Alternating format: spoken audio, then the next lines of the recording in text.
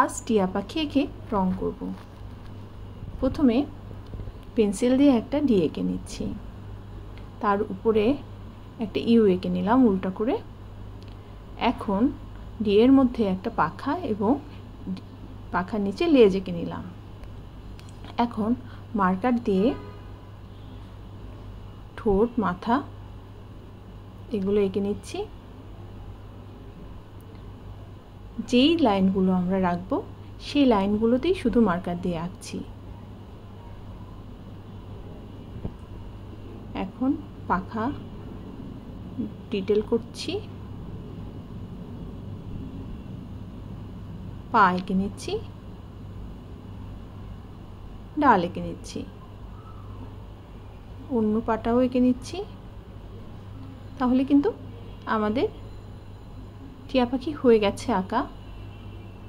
এখন গাছের ডালে কিছু পাতা এঁকে দিচ্ছি, অতিরিক্ত দাগগুলো ইরেজ করে দিলাম। রং করছি, প্রথমে হলুদ রং দিচ্ছি কিছু কিছু জায়গায়, টিয়ার পাখির রং টিয়া কালার। এখন সবুজ রং দিচ্ছি, হালকা সবুজ যেটা টিয়া কালারের যেটা সেটা দিচ্ছি।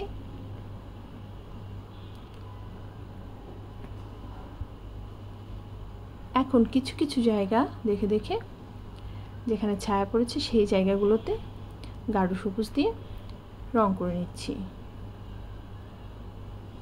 তাহলে কিন্তু টিয়া পাখি হয়ে গেছে। এখন ঠোঁটে লাল রং এবং গলায় লাল রং দিয়ে দিলাম।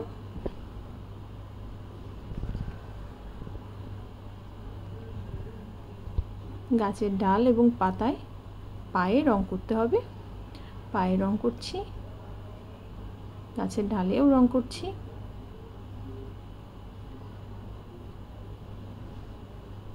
লাইট ব্রাউন প্রথমে, তারপরে ডার্ক ব্রাউন দিয়ে ছায়া অংশগুলোতে রং করছি।